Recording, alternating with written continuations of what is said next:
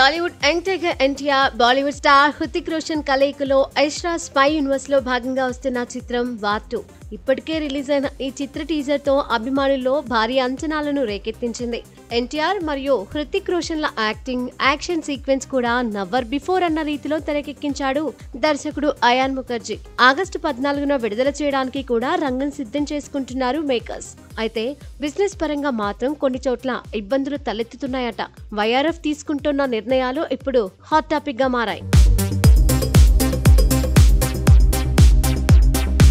War 2 teaser NTR యొక్క dynamic look, grace మరియు Hindi dubbing తో అభిమానులను ఉర్రూతలూగించింది. హృతిక్ రోషన్ తో ఆయన యాక్షన్ సీన్స్ హైలైట్ గా నిలిచాయి. త్రిబుల్ సినిమాతో ప్రపంచవ్యాప్తంగా గుర్తింపు పొందిన ఎన్టీఆర్ ఇప్పుడు బాలీవుడ్ లో తన సత్తా చాటేందుకు సిద్ధమయ్యారు. వైఆర్ఎఫ్ స్పై యూనివర్స్ లో 6వ చిత్రంగా రూపొందుతోన్న ఈ మల్టీ స్టారర్ లో అనిల్ కపూర్, కియారా అద్వానీ వంటి నటీనటులు కూడా ఉన్నారు.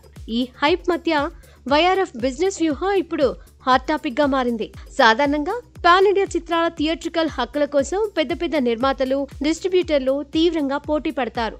వార్ 2 విషయంలో తెలుగు రాష్ట్రాల హక్కుల కోసం సితారా ఎంటర్టైన్మెంట్స్, నాగవంశీ, దిల్ రాజు వంటి ప్రముఖ నిర్మాతలు భారీ ఆఫర్లు ఇచ్చినట్లు సమాచారం.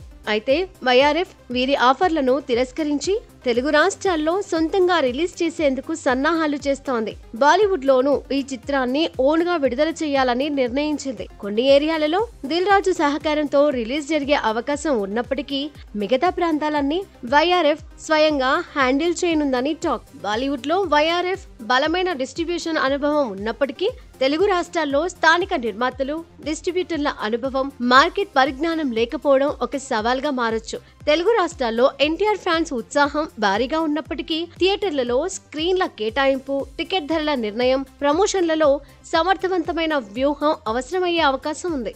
ఓవైపు వైఆర్ఎఫ్ ఈ నిర్ణయంతో లాభాలను పూర్తిగా తమ ఖాతాలో వేసుకోవచ్చు.